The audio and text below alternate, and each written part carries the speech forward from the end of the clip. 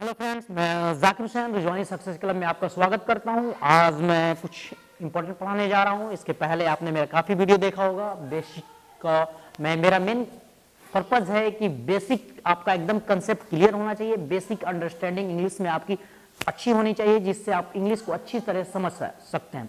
इसके लिए आपको जल्दीबाजी नहीं करनी पड़ेगी। इसके लिए आप मेरा पूरा वीडियो आपको अच्छे से समझना पड़ेगा, उसको एक दो बार देखना पड़ेगा कंप्लीटली, तभी आप चीज़ों को अच्छी तरह समझ पाएंगे। आज माय डियर फ्रेंड हम पढ़ते हैं प्रीपोजिशन। सबसे बड़ी चीज़ है कि प्रीपोजिशन क्या होता है। प्रीपोजिशन एक पार्ट्स ऑफ स्पीच का पार्ट है। प्रीपोजिशन जैसे जो 8 पार्ट्स ऑफ स्पीच में पढ़ाया था, उसी को मैं फर्स्ट कवर कर रहा हूँ।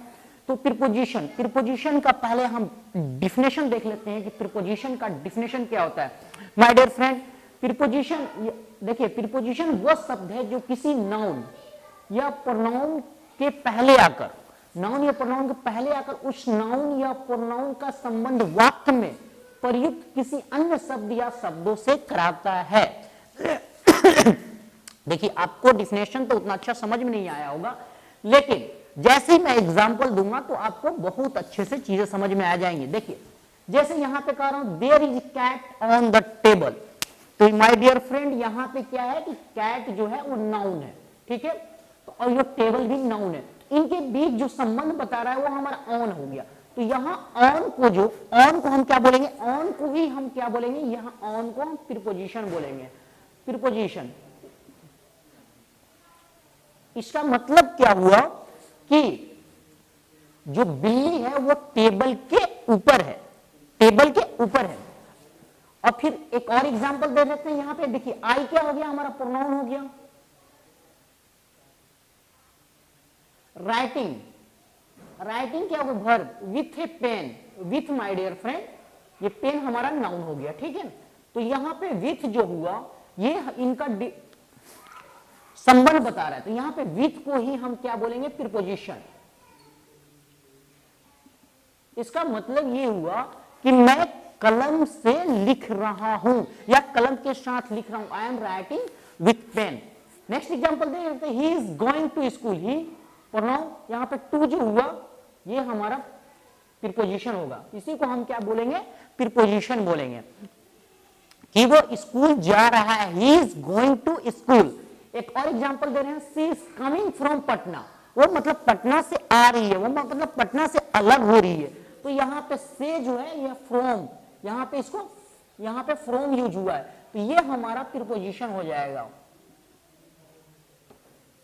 और Ram jump into the swimming pool. Into swimming pool, Ram मतलब स्विमिंग पूल में जंप कर गया।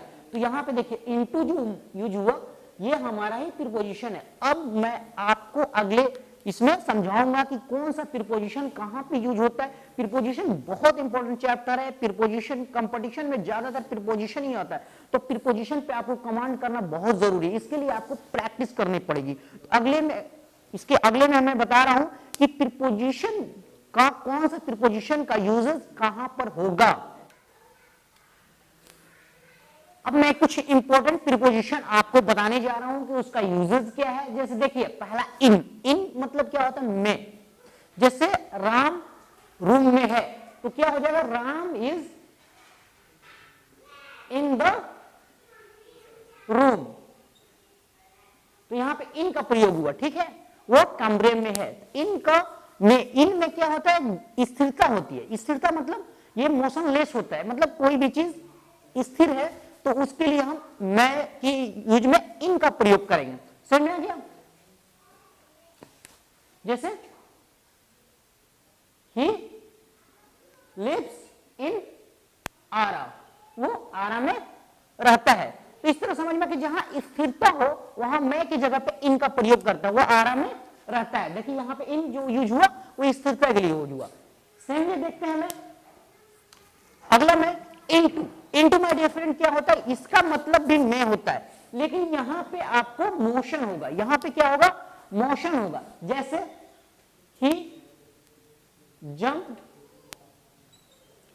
Into the pond. He jump into the pond, मतलब उसका मतलब ये हुआ कि वो पॉन्ड में जंप कर गया, वो तालाब में जंप कर गया। तो यहां पे जंप करने में क्या हुआ, आपका मोशन हुआ। तो जैसे ही मोशन हुआ तो यहाँ पे मैं की जगह पे क्या यूज करेंगे, इनटू यूज करेंगे, इनटू यूज करेंगे, चाहे frog jump into the wall. Well क्या होगा, जो मेढक है वो कुएं में जंप कर गया। तो जहां पे भी मोशन प्रयोग हो, जहां मोशन गति होती है, उसको उसमें हम इनटू का यूज करते हैं। इसके अलावा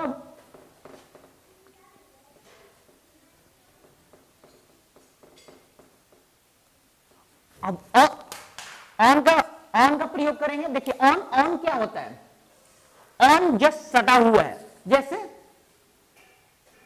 the cap is on my head, ठीक है। बुक इज, तो ऑन मतलब पर हो गया, यानी जो कैप है वो मेरे सर पर है। Book is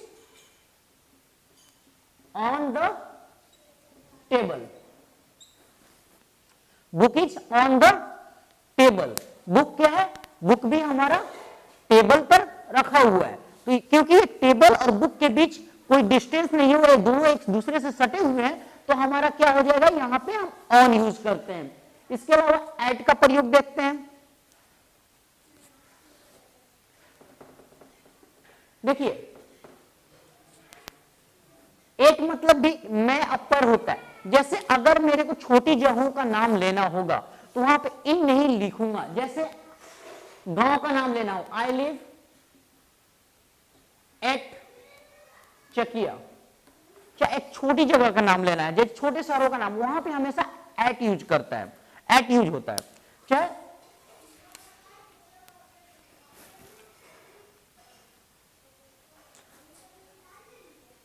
he came at 4 o'clock, ज्यादातर टाइम के साथ हम एट यूज करते हैं, ठीक है। और छोटी जगहों के लिए जैसे he lives in Bihar at Arrah. अब देखिए यहां पे क्या हुआ कि बिहार आरा से बड़ा हो गया, तो वहां के लिए मैंने क्या यूज किया, वहां के इन यूज किया। और आरा जो हो गया बिहार की तुलना में ये छोटा हो गया, क्योंकि बिहार एक स्टेट हो गया, तो वहां पे मैंने यूज किया एट यूज किया। तो एट जनरली छोटी जगहों के लिए यूज होता है। समझ में आ गया।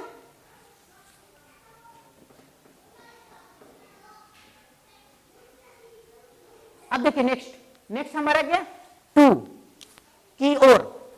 जैसे Sita is going to school, Sita क्या जा रही है, स्कूल की ओर जा रही है। जनरली गोइंग के साथ हमेशा ज्यादातर टू ही यूज होता है।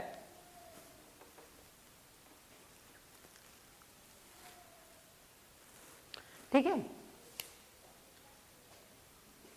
Ram is going to market, समझ रहे हैं। तो यहां पे टू ज्यादातर की ओर, टू का मतलब हुआ की ओर, वो स्कूल की ओर जा रहा है, चाहे वो बाजार की ओर जा रहा है, तो इसलिए यहां पे टू का यूज हुआ। यहां पे क्या हुआ, यूज हुआ, टू का यूज हुआ, ठीक है। इसके अब आगे हम देखते हैं, आपको विथ में समझाता हूं। विथ देखिए, विथ क्या होता है, के साथ। जैसे I am with you, I am with you मतलब मैं तुम्हारे साथ हूं। दूसरा एग्जांपल दे सकते हैं, I am writing with pen. यहां पर देखिए विथ मतलब इसका मतलब हुआ के साथ। तो ज्यादातर यू कम विथ मी, तुम मेरे साथ आओ। तो जहां पे साथ का प्रयोग हो, तो वहां पे जहां पे एक दूसरे को साथ का संबंध हो, वहां पे जनरली हम विथ यूज करते हैं। तो I am with you, I am writing with pen. ठीक, इसके अपोजिट हम देख लेते हैं।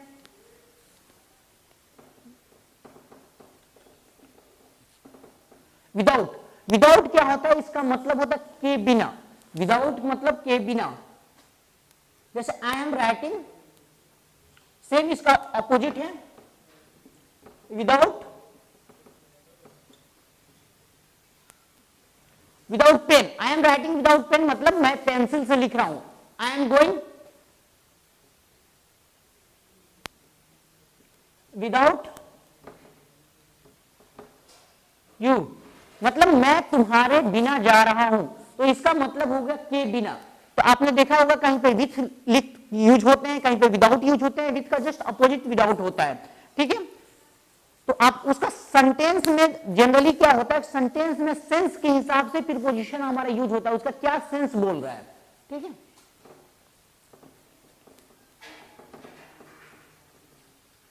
इसके आगे पढ़ते हैं ऑफ। ऑफ का मतलब आपको पता ही है, का के की, जैसे द बुक ऑफ राम,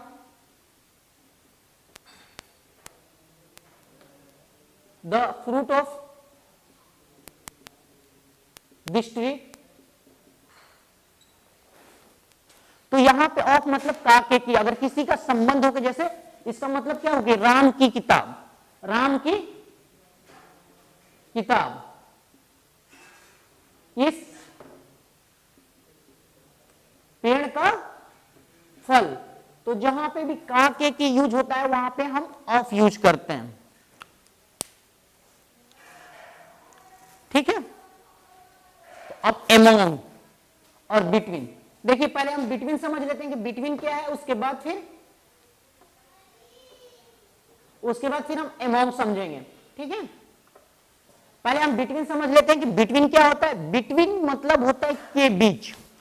जब कोई भी चीज के बारे में या कोई भी चीज वस्तु के बारे में दो लोगों के बीच अगर बात की जाए तो वहां पे हमारा my dear friend between use होता है।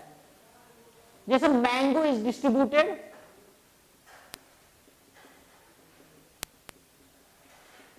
Between Ram and Shyam. क्या हो गया कि आम को दो भागों में बांटा गया, किसमें, राम एंड श्याम के बीच में। तो यहां कितने लोग हैं, दो लोग हैं। तो कोई भी चीज में दो लोगों के बीच कोई चीज बांटी होती है, चाहे के बीच बांट के, you are sitting between Sohan and Mohan. तो यहां पे क्या हो गया, बिटवीन का यूज हुआ, क्योंकि दो लोगों का बात हो रही है, दो लोगों के बीच की बात हो रही है। तो दो लोगों के बीच की बात जब होगी, there is good relation, there is good relation between husband and wife.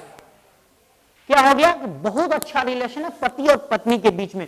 तो वहां पे क्या यूज होता है my dear friend, between use होता है। इसके बाद हम पढ़ते हैं एमोंग। एमोंग क्या होता है, एमोंग का मतलब भी वही हुआ कि बीच ही हुआ, लेकिन ये मोर देन टू।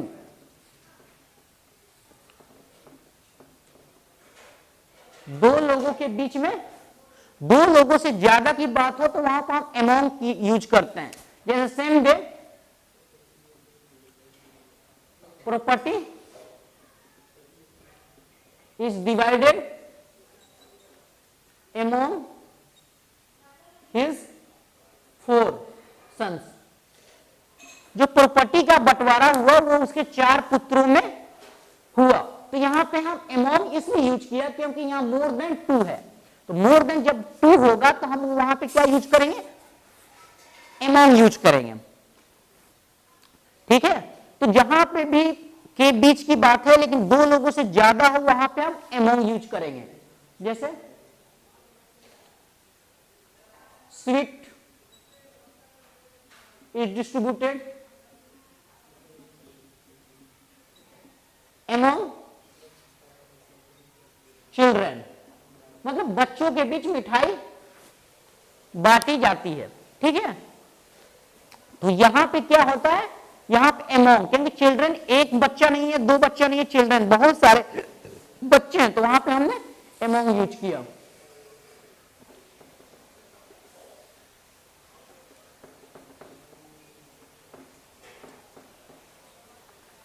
अब देखिए क्या हो गया अंडर, अंडर मतलब होता है के नीचे, अंडर या सबऑर्डिनेशन में यूज होता है, जैसे you are working under me, you are working under me, यानी तुम मेरे नीचे मेरे सबऑर्डिनेट में काम कर रहे हो, तो यहां पे अंडर यूज हुआ। इसके अलावा अंडर का यूज वहां होता है, जैसे Ram is sitting under the tree, मतलब वो ट्री के नीचे उसके शैडो में बैठा हुआ है, तो यहां पे अंडर यूज होता है। Cat is under the cat is under the table, जो बिल्ली है वो टेबल के नीचे है, तो यहां पे हम क्या यूज करेंगे, अंडर यूज करेंगे।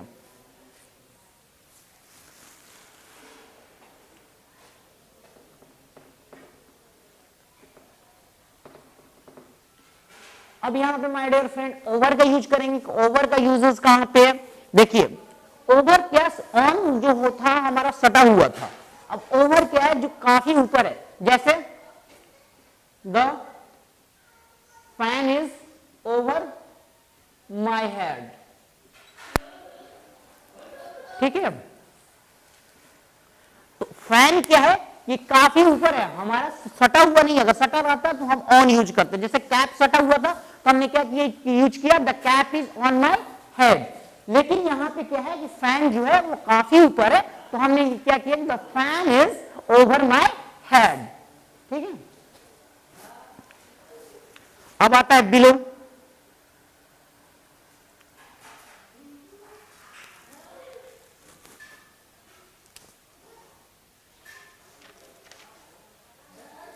देखिए अब यहां पे बिलो का यूज होगा। बिलो मतलब क्या होता है, नीचे, अगर कोई चीज नीचे रखी हो तो उसको हम बिलो यूज कर सकते हैं, उसको बिलो बोल सकते हैं।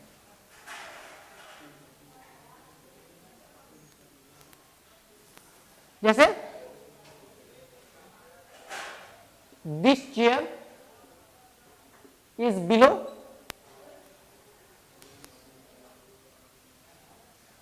this chair is below first floor, ये चेयर क्या है, फर्स्ट फ्लोर के नीचे, चाहे कोई भी फर्स्ट फ्लोर सेकंड फ्लोर के नीचे हम बोल सकते हैं this is he is sitting below, down below, तो हम यहां पे बिलो यूज कर सकते हैं। बिलो मतलब जस्ट के नीचे की यूज होता है। Near,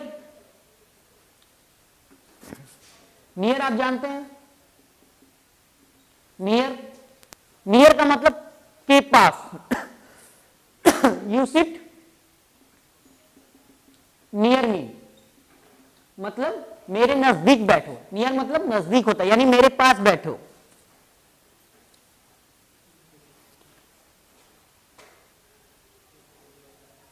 Patna is near Danapur, तो यहां पे क्या दानापुर के पास है या दानापुर से नजदीक है, तो वहां पे हम नियर यूज करेंगे। नियर हमने यूज किया है। सेम वे आफ्टर, आफ्टर मतलब क्या होता है, के बाद, आफ्टर हो गया यहां पर के बाद, जैसे तुम मेरे बाद हो, कम आफ्टर मी, वो मेरे पीछे पड़ गया है। ही